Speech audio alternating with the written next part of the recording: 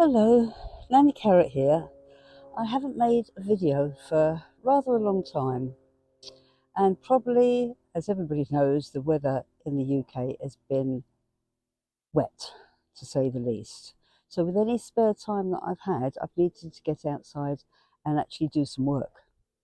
Um, I've sort of caught up now, so I've also learnt an awful lot. So, I really want to share the knowledge that I've gained and all the things that I'm learning as I'm going along, because knowledge isn't something that finishes and you think, I know it all now. It's something that you build on and maybe have to change. And I think I will have to change some of the things I've learnt. So I'm going to do things a bit differently this year. And really, it's not the best of years to have decided to do that, because the weather is very, very unusual. The lack of insects, pollinating insects and butterflies, is very unusual. Um, so we'll see. So I really want to start off with tomatoes, and tomatoes are usually grown outside on cordon, on a straight tree-like structure, and you keep the plant pinched out quite a lot, so that you can see the tomatoes, and the plant, in the theory, is puts all its energy into making the tomatoes and not into producing loads and loads of leaves, which it does very well. Well, I've let my tomatoes produce loads and loads of leaves, because those little side shoots produce more tomatoes. Now, as far as I'm aware, what that means is the tomatoes should be smaller, but a lot of them. Not bothered about the size. I just want lots of tomatoes on fewer plants so that it's less work.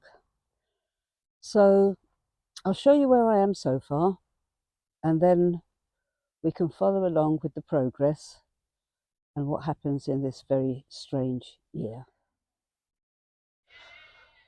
I've done quite a lot of thinning out. Still probably a bit more to do, but it's a lot easier than it was. I can see a lot of side shoots I need to remove. But my concern is loads and loads of flowers, really very little fruit. Now, what's also happening is some of the flowers are breaking off. Can you see there? Now, that could be my fault. That could be that I'd knocked them in the over vigorous pruning process, which would be another downside of doing what I'm doing, but we'll see. But can you see it's on quite a lot of them? Now, I'm just wondering if that is a lack of pollination, but we'll see with time. Let me just swing over here, and then you can have a look at these as well.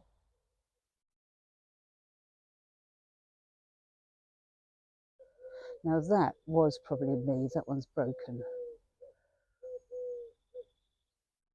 But it could be that they weren't pollinated and they're falling off anyway, and I've just helped them on their way. But as I said, loads and loads and loads of flowers, but not enough fruit. Now, over here, let's look at these. These look better. That looks a lot better. Over here, we have a different type. So whether that's making a difference or not, I'm not sure. Because here we have got some fruit.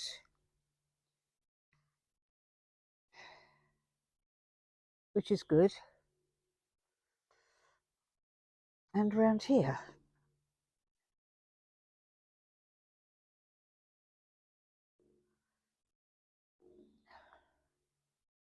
Now, interestingly, this tomato has much smaller leaves because the fruit are a lot smaller, and it's had a lot more flowers and a lot more access for pollinators to get to the flowers because of the less foliage.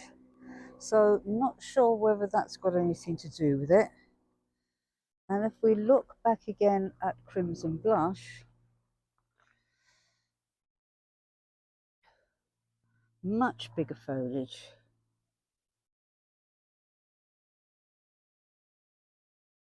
And not much in the way of fruit. In fact, I haven't seen anything. But as I say, there's just about time to let them grow on. It can't be a lack of water because it hasn't stopped raining.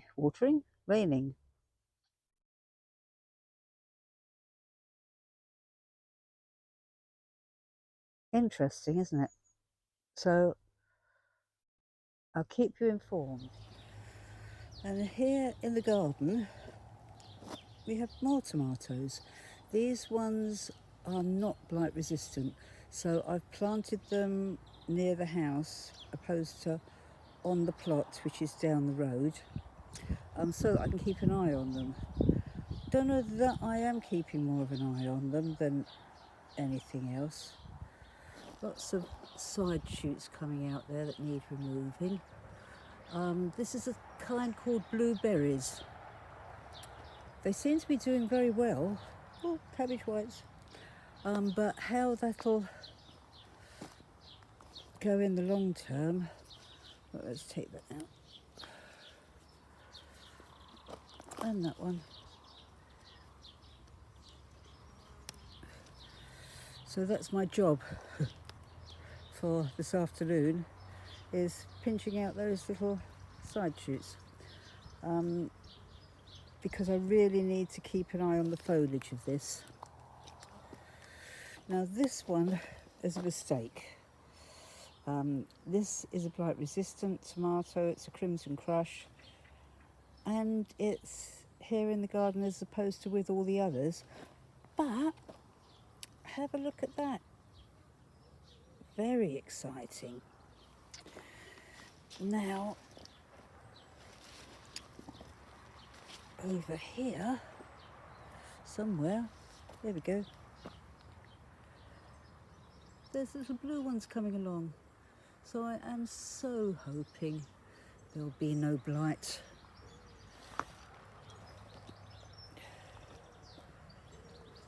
But as you can see, I did the same thing. I haven't trained them on one stalk. Can you see that? Hey! And more. So, this is looking promising. As I say, they are not blight resistant though. I had already recorded an ends for this video, or closing comments should I say, but I had an irritating hair over my lip. Oh, let's make sure there's not from there now. So I thought I'd record it again, but then I decided no, I'll leave it. So if you're distracted by the hair that seems to be flapping around on my lip, I am sorry, but I thought it was funny. So I'll see you next time. So that's the experiment, or the start of the experiment. I haven't fed the tomato plants, because I tend to feed the soil with compost, and I have had some manure this year. So I might try giving them a feed. I've got some seaweed and I've got some comfrey. Maybe I can try that and see what happens then. I think what I'll do is I'll try put some on some plants and leave the others to get on with it. I have had lots and lots of leaves from when I'm cutting it back, which is great because that goes in the compost, and compost is one of the most valuable things to an organic gardener, especially if you're practicing no dig like I do. Anyway, that's enough from me rabbiting on. See you again soon. I'll let you know how it goes.